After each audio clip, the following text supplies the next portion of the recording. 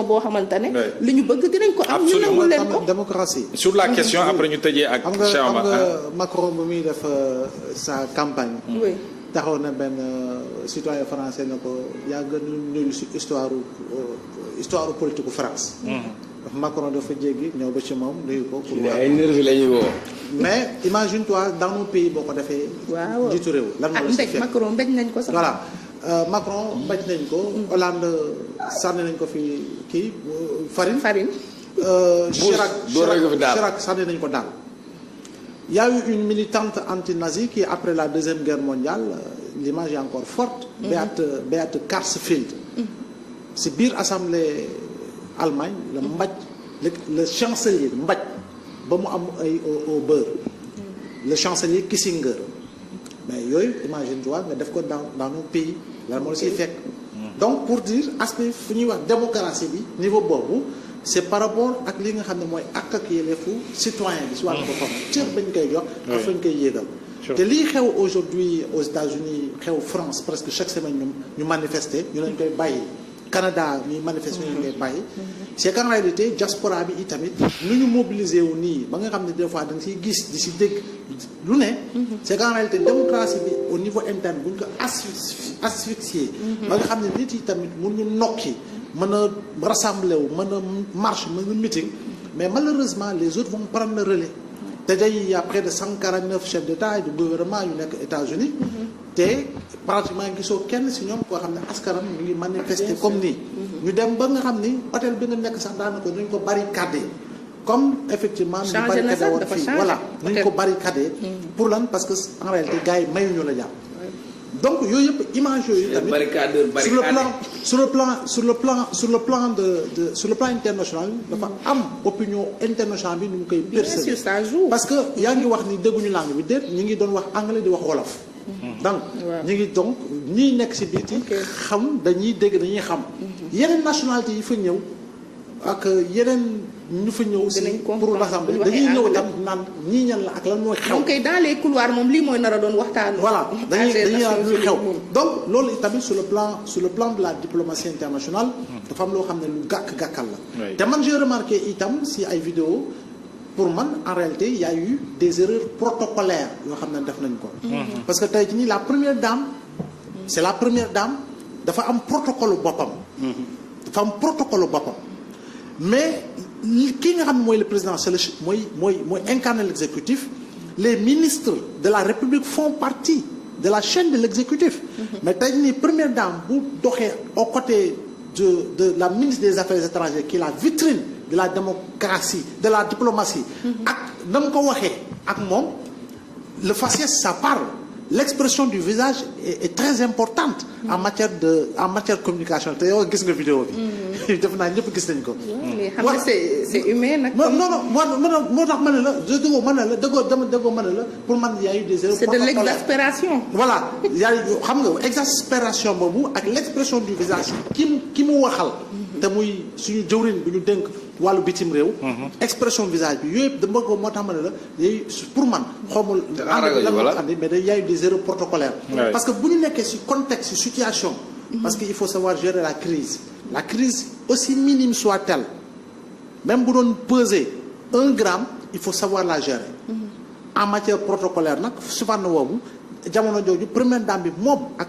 protocole moo war a àndal ak ñuy assurer sécurité am mu dox fi mu war a dox àndal ñi mu war a àndal donc loolu tam defe naa ni yooyu dafay créer ay situation. mais est-ce que may nañ leen marge bu ñu mën a sax doxalee protocole. parce que déjà fañ waroon a njëkk a wàcc. non day faatu mënuñ faa wàcc. day faatu non xam nga obligé changer de mais day faatu gis nga quoi qu'il en soit d'hébergement de lieu d'hébergement. xam nga quoi qu'il en soit gis nga que ñu yóbbaale bokkul ak yi nga xam ne moom dafa am cër.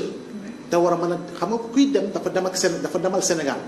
mais tey nii da ngay gis par exemple tey nga gis Coura Macky ak lu ko dal ak li demee noonu da ngay gis ni effectivement dem bi ngay dem sax ak liy dem en réalité ñun suñuy dem li ñuy yóbbaale Mohamed. daanaka te bokkuñu sax. dafay bari.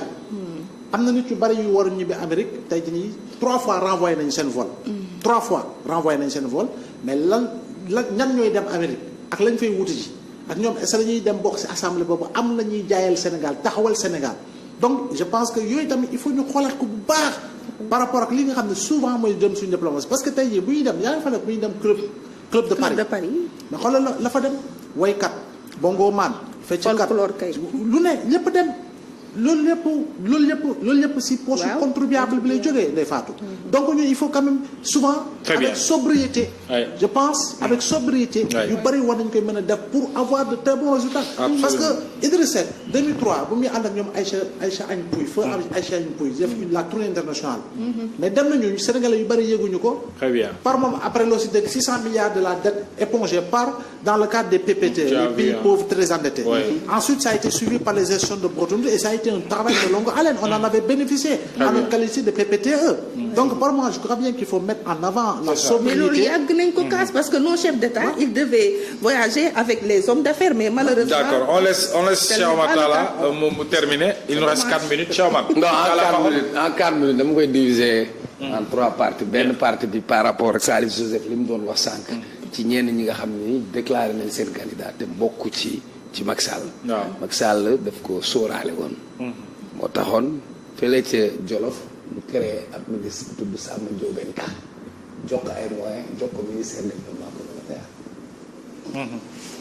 pour bañ ko tëgg wëndeel moo tax mu yéex a déclaré parrainage bi aussi arme la bu nekk à sa disposition des na beneen bi mu dindee Mame Boye Diao automatiquement jël na kenn koo xam ne adversaire la woon nommé ko ministre nommé ko DG Lonase bi pour lan la pour jox ko ay moyens politiques de faire face à côté ñi ànd ak Mame Boye Diao wala ñi àndoon ak moom lëkkaloog moom ci élection locale nekkoon ay soutien wala ay alliés Macky mu ngi leen di wekk di teg à côté donc il est toujours dans sa logique et loolu jàngee ko kenn fudul ci Ablaye Wade bi fa daa nekkee benn moment dafa dem jékki-jékki dem jël Thierno Lo ca gox ba nommé ko ministre parce que balaa ngay tala dem di lijjanti feneen fi nga dëkk yow Macky mu ngi la fay wutal ab adversaire tegal la ko à côté beneen bi mënuñu wax ci affaire démocratie balaa nga dem États-Unis dafa sori fan yëpp Malick Gakou c'est un Sénégalais du Congolais il fait sa tournée mais jàpp nañ ko fii préfet département Linguère bind na préfet Maram bind na arrêté nañ ko fii vous imaginez et ce n'est pas la première fois on l'a fait à Bougane. Très bien. Nemmeeku Tour. Ousmane Sonko on l'a fait waaw bu fekkee ni man comprendre mo préfet yi what's happened quoi lan la. il nous reste 1 minute. waaw ci 1 minute dinaa ko tënkal ba mu rafet. naa ko tënkal parce que ñaari dafa ànd rek. parce que bu fekkee ni y a pas un cadre d'expression légale qu'on donne à l'opposition. bu fekkee ni les Sénégalais on leur empêche systématiquement d'exprimer leur droit public droit politique que dans une permanence d'un parti politique un espace privé fii chaque jour bu ñu ne ku jégi dañu war a daje nañu dem ci xaw ma Déthié Fall tudd xaw ma Abdourahmane Diouf on amène la gendarmerie la police fekk leen ci biir génnee leen gazé leen ne leen acca du ngeen ko fi toogee te pour bu ngeen dajaloo léegi-léegi ñu ne leen rassemblement interdite parce que amu leen droit rassemblé wu. mon ancien ami le ministre Pape Malick Ndour man avant mu nekk ministre la nekkoon sama xarit bi mu nekkee ministre nekk sama xarit parce que def na fi rassemblement bi nee na plus de 5000 personnes cité Kër Gorgui est-ce que da nga dégg ñu wax c'est interdit.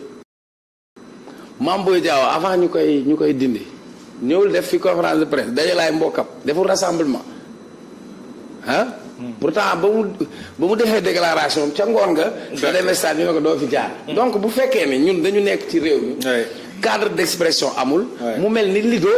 jàpp tëj ba léegi kuy wax sax ñu lay wokk naan bul wax bii waxal bële. mais su fekkee amuñu cadre boobu. cadre boobu dañ koy exporter vous allez aller dans d'autres pays yoo xamante ni. les démocraties, les libertés individuelles et collectives, elles sont garanties parce qu'il y a des institutions fortes, parce que la Constitution est au-dessus même des hommes ou de qui que ce soit. Loolu benn c'est une bataille d'opinion. C'est important parce que tey le Sénégal a une grande diaspora sa diaspora ñun ñoo leen boole ci carte gi boole leen ci politique ñu am seen rôle ak buñ ci joué. Macky fu muy dem dina mobiliser ay tur boobu ñële dinañu mobiliser mais cette fois-ci ils ont été bien organisés. parce que mbir mi du yuuxu parce que l'image parle d'elle-même. benn image boo génnee. ñu am ku ñu fetal wala am ku ñu boom. au niveau mondial peut-être c'est une bataille d'opinion am na ñu doon peindre Macky Sall comme un champ de la démocratie et cetera ñoom it ñu war a wane beneen image d'ailleurs. D'ailleurs nañ ko fa yamal nañ ñaanal wax rek daanalal kon boog merci beaucoup waxtu bi jot na waxtu bi moo ñu njatt ñu leen di gërëm bu baax a baax mbokk yi prochain rendez-vous incha allah.